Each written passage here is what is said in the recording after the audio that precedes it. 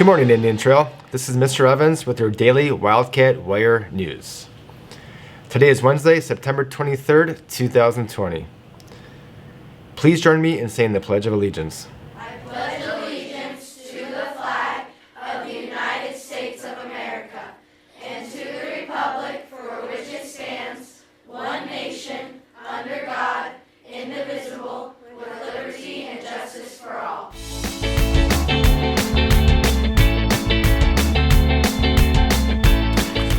We would like to wish a very happy birthday to Twania C. and Ibad G. Also, happy birthday to Jason Alexander, best known for his character George Costanza on Seinfeld. So please, a little respect, for I am Costanza, Lord of the Idiots. Happy birthday to the next Captain America, Anthony Mackie.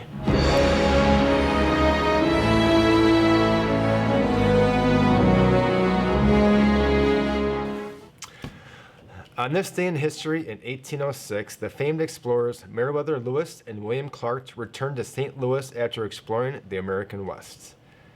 Their work established a route to the Pacific. In 1846, the planet Neptune was discovered by German astronomer Johann Gottfried Galle. Its existence had been predicted by the previous year by English astronomer John Couch Adams and French astronomer Urbain Le Verrier. In 1889, Nintendo Kapai, later changing its name to the Nintendo Company Limited, founded by Fusario Yamachi, to produce and market the playing card game Hanafuda. In 1952, Rocky Marciano became the first undefeated boxer to win the World Heavyweight Championship when he knocked out Jersey Joe Walcott in the 13th round. In 1962, The Jetsons was first broadcast, making it ABC's first TV cartoon series to be seen in color. And lastly, in 1994, The Shawshank Redemption, starring Tim Robbins and Morgan Freeman, was released.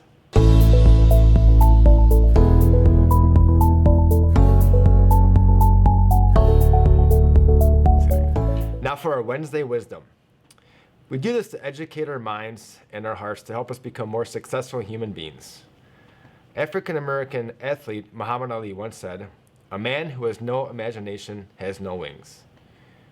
He's saying that our imagination allows us to soar to greater heights. Think about it. If we can't imagine ourselves as successful human beings, we may never spread our wings and fly toward our dreams. So before you go to sleep tonight, take the time to turn off the TV, the video games, and any background music.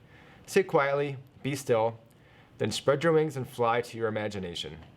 Imagine your goals and your dreams.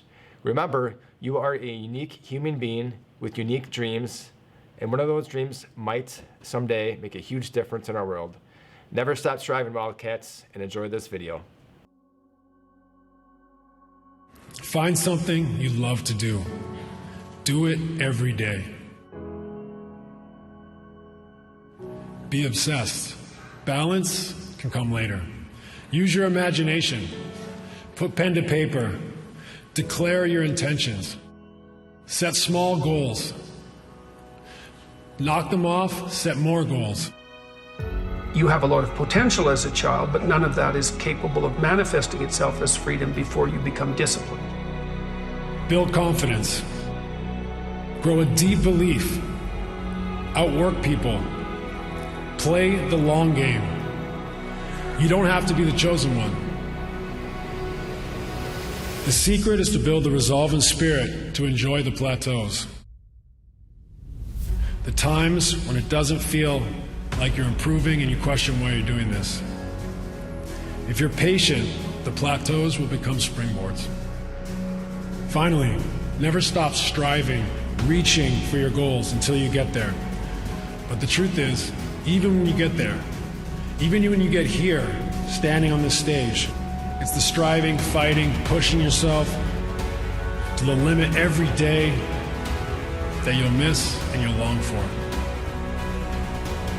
If you want to be a grocer or a general or a politician or a judge, you will invariably become it. That is your punishment.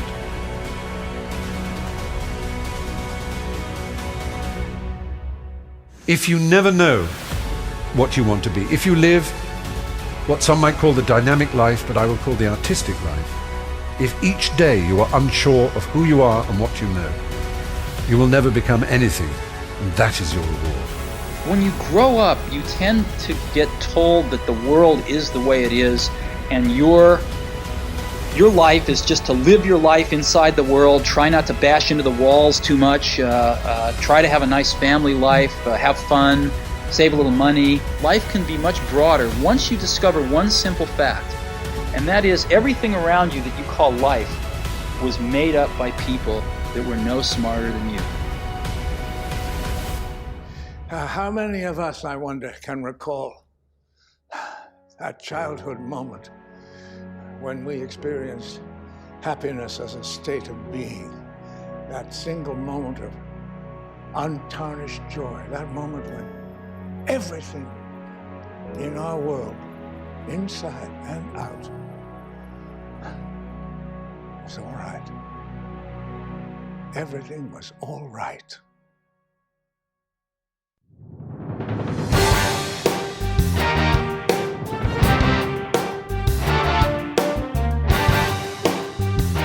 Each week, I will be sharing a fun fact about a person, team, or event in sports, along with a trivia question. Why sports? They've been such a huge part of my life and still a passion of mine. I grew up playing any and every sport possible. Baseball, tennis, basketball, golf, football, you name it, I tried it. In high school, I played football, basketball, and baseball, and I played football in college. When I began my teaching career 23 years ago, I coached football, basketball, and track. Now that I have my own kids, I coach my 2 daughters' basketball and softball teams. Being an athlete taught me discipline, teamwork, courage, hard work, determination, and helped me with my own self-confidence. Many of my best friends I still have today, I met when we played Little League baseball and high school football together. As you can see, sports have been a big part of my life. So now that you know a little bit more about me, on to our first sports fact of the week. Did you know there's an award presented annually to a Major League Baseball player for exemplary sportsmanship and community service? The award is named after Roberto Clemente, who was an idol in his native Puerto Rico and one of the first Latin American baseball stars in the United States. Clemente played 18 seasons for the Pittsburgh Pirates. He won 12 Gold Gloves and 4 National League batting titles. He led the Pirates to the 1971 World Series and became the first Hispanic player to reach 3,000 hits. Perhaps equally as important as Roberto's accomplishments on the field was his role as an advocate for equitable treatment of Latin baseball players, which he took great pride in. Clemente worked tirelessly to promote greater accessibility and equality for Latino Americans, both within baseball and outside of it. Clemente was also famous for hosting baseball clinics for unprivileged youth free of charge. Renowned for his humanitarian work, he unfortunately died in a plane crash on December 31st, 1972, en route to bringing much-needed supplies to survivors of an earthquake in Nicaragua. The next year, he was elected to the National Baseball Hall of Fame. He became the first player born in Latin America to be inducted into the Hall of Fame. Roberto Clemente is described as many as a very special kind of hero. He was an amazing baseball player, and he devoted his life to helping others. All right, now to our sports trivia question of the day. The Cubs and the White Sox are both in first place in their respective divisions as the Major League Baseball season is nearing the postseason. The last time the Cubs and the White Sox were both in the playoffs during the same season was back in 2008. But the Cubs and Sox have played one another in the World Series only one time in history. In what year did the Cubs and Sox play against each other in the World Series, and who won? Email me the correct answer by the end of the day for a chance to win. One winner will be chosen randomly from the correct answers we receive. Good luck.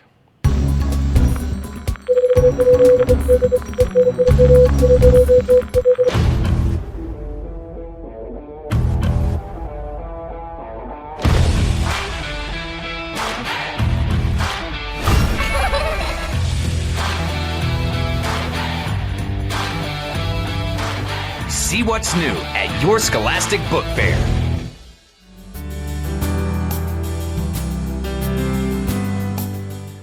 That about wraps it up here today.